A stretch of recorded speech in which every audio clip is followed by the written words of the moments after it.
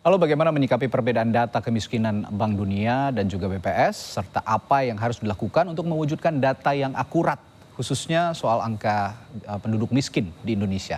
Kita ulas bersama anggota Dewan Ekonomi Nasional Arief Ansori Yusuf dan Guru Besar Fakultas Ekonomi dan Bisnis Universitas Indonesia, Profesor Telisa Aulia Valianti. Prof. Arief, Prof. Telisa, selamat malam. Selamat malam. Baik, saya ke Prof. Arief dulu. Pertama-tama tentu saja mewakili pemerintah, saya akan tanya bagaimana menyikapi perbedaan data dua lembaga ini, Prof. Arief.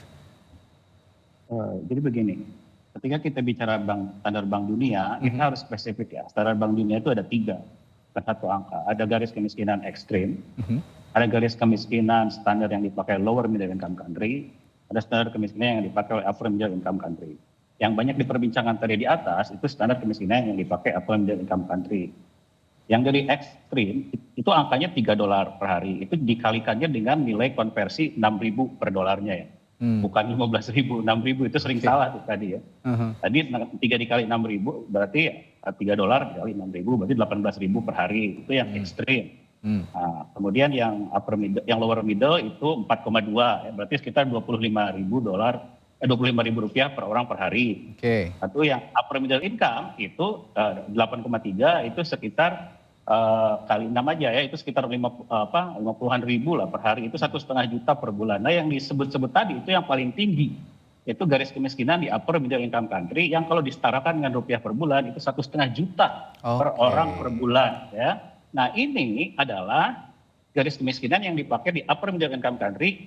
Mediannya kan banyak tuh garis kemiskinan yang dipakai di upper middle income country. Nah mediannya itu 1,5 juta gitu. Nah sekarang pertanyaannya, apakah itu cocok untuk Indonesia? Karena kita sudah upper middle income country. Problemnya adalah kita baru upper middle income country-nya itu baru kemarin gitu. Kita tuh baru Rp4.800 per tahun per kapita. Sementara rentangnya itu bisa sampai 14.000 tuh upper middle income country. Jadi menurut saya belum cocok lah dipakai angka yang upper middle. Tetapi angka yang kita pakai juga sudah terlalu rendah gitu. Kenapa sudah terlalu rendah? Karena angka kita kan 595.000 per bulan per orang. Nah itu udah sama dengan garis kemiskinan negara-negara paling miskin yang di lower middle low income itu kan. Low income itu 3 itu angkanya 545.000 Mas. Jadi bedanya cuma gocap doang tuh. Jadi kekecilan. Jadi udah terlalu parah gitu. Yang ideal ya antara itulah. Tapi sederhananya Prof, jadinya supaya publik juga bisa mencerna pembicaraan kita malam hari ini, yang harus disesuaikan itu BPS menyesuaikan Bank Dunia atau Bank Dunia yang harus melihat BPS sebenarnya kategorisasi. Jadi gini, betul sekali garis kemiskinan itu harus mencerminkan kondisi nasional kita. Nah gitu, tetapi Indonesia itu sudah kelamaan tidak diupdate, 26 tahun Mas tidak diupdate. Nah, jadi saya sedikit kasih gambaran ya. Kenapa Bank Dunia kemarin merevisi angkanya dari 215 menjadi 3 ya? Ya kan? Kenapa coba? Itu karena dari 23 negara miskin yang jadi acuan, itu 16 negara itu merevisi ke atas. Jadi artinya apa? Biasa aja negara, bahkan negara miskin pun merevisi ke atas. Dalam periode 2020, dalam 5 tahun aja udah ada 16 negara dari 23 negara miskin merevisi ke atas. Kita harus nunggu 30 tahun, masa gitu? Jadi menurut saya ya, itu jadi pelajaran buat kita gitu. Artinya BPS yang sudah terlalu lama tidak mengupdate metodologi ini juga harusnya menyesuaikan, begitulah ya kira-kira Prof. Arief ya? Ya kelamaan, 26 tahun. Terlalu lama. Baik, saya ke Prof. Telisa. Prof, kalau implikasi perbedaan data ini menurut Prof akan berpengaruh tidak terhadap misalnya pendataan masyarakat miskin di Indonesia, supaya kan sekarang pemerintah juga sedang memberikan buffer ya terhadap masyarakat miskin. Nah, apakah itu akan berpengaruh terhadap pendataan masyarakat miskin yang menerima bantuan misalnya? Ya, itu sudah pasti ya. Tadi Prof. Arief sudah sangat jelas sekali menyampaikan. Makanya tadi Pak Luhut kan sebetulnya sudah menyampaikan ya, dari pemerintah akan dilakukan evaluasi. Karena pastinya itu akan mempengaruhi ke kebijakan ya. Karena kan kita punya target itu yang sudah dicanangkan itu kan harus mengentaskan kemiskinan ekstrim. Sebetulnya hingga 2025 kan diharapkan itu 0 ya. Nah ini kan otomatis kalau misalkan definisi berubah, target-target itu nanti akan menjadi berubah ya. Nah otomatis kan ini butuh policy-policy lagi, redefinisi, kemudian redesign ulang juga gitu kan dari program-program pemerintah yang ada untuk, karena angkanya kan berubah jadi bergeser karena metodologi bergeser. Tapi intinya adalah sebenarnya gini, saya setuju banget tadi bahwa dari Prof. Arief juga sudah menyatakan ini sudah kelamaan. Jadi kan memang namanya metodologi itu harus selalu kita update ya kan, untuk menyesuaikan namanya metode itu kan untuk menggambarkan data itu seakurat mungkin. Nah kalau kita dapat data yang akurat, kita juga ya tujuannya adalah nanti bagaimana kebijakan atau intervensi kebijakan yang kita lakukan itu juga tepat. Nah intervensi kebijakan itu untuk mencapai target kita kan sebetulnya ingin menurunkan kemiskinan ini kan. Jadi meskipun ini tentu akan lebih berat ya secara teorinya dengan adanya peningkatan threshold kemiskinan ini, yang miskin jadi lebih banyak, otomatis nanti misalkan dari sisi anggaran, jumlah anggaran yang dialokasikan kan harus lebih banyak lagi untuk mencapai target yang lebih naik lagi misalkan. Tetapi kan itu sebuah konsekuensi. Jadi nanti kita jadi harus mencari titik tengah juga sih. Antara politiknya dengan metodologi itu tadi ya, kita pengen dua-duanya tercapai seperti apa. Nah itu mungkin harus dilihat jalan tengahnya. Saya pahami tadi karena Prof. Teresa sudah menyinggung soal faktor politik juga, saya melihat memang angka yang bombastis misalnya 194 juta masyarakat miskin ini sepertinya juga dikhawatirkan pemerintah memberikan citra yang relatif buruk lah begitu.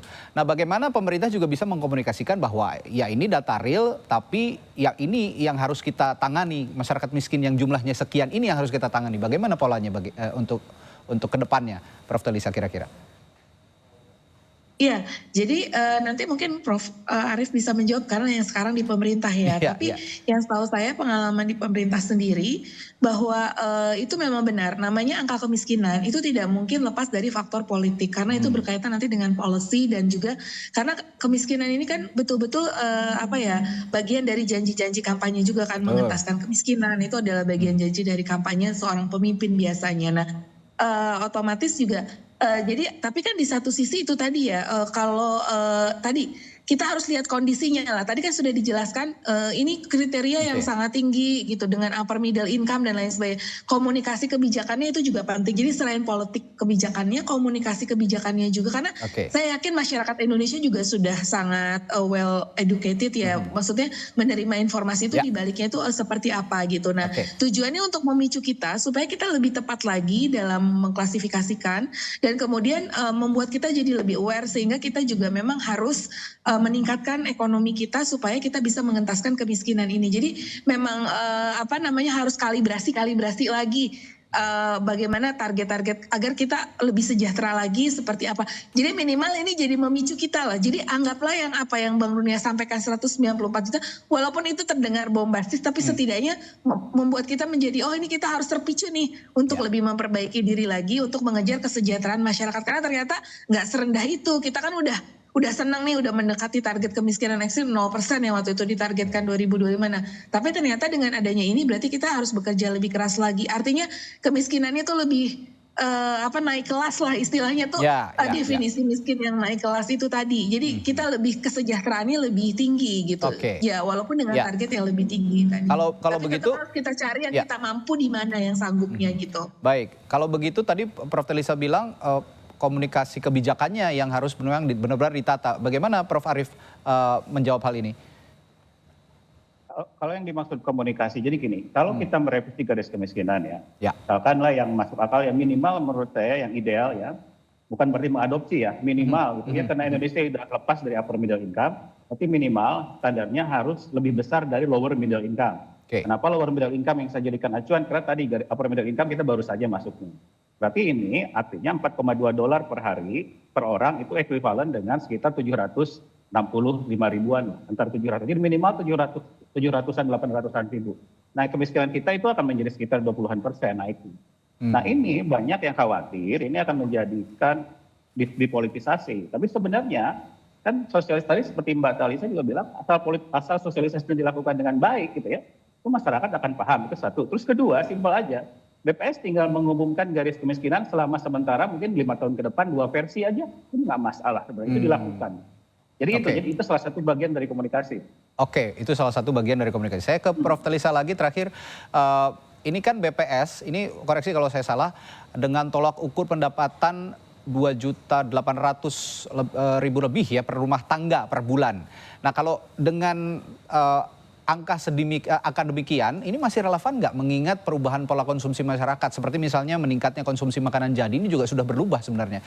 Ini termasuk perubahan-perubahan yang dibilang harus dirubah juga seperti yang disinggung oleh Prof. Arief bagaimana? Atau bagaimana Prof. Talisa?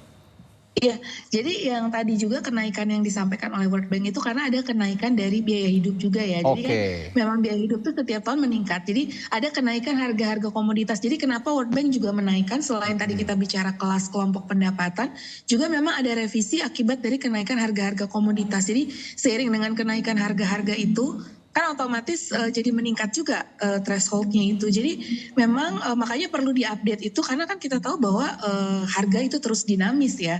Harga terus mengalami kenaikan. Nah jadi terutama juga misalkan medical sekarang tuh juga naik ya, inflasi medical. Nah itu kan komoditas, tapi kan ini kalau medical mungkin terlalu tinggi levelnya, tapi makanan, pangan, ataupun ini yang banyak dikonsumsi oleh masyarakat, kenaikan harganya itu tercermin juga. Jadi itu tentunya makanya butuh updating untuk revisi-revisi itu tadi, seperti itu. Dan saya setuju tadi kalau Prof.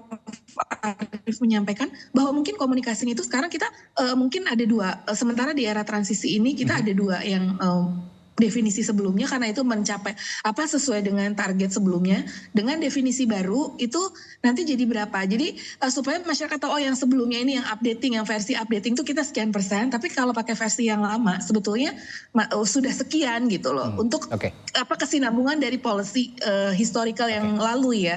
Menurut saya itu juga satu jalan keluar sih.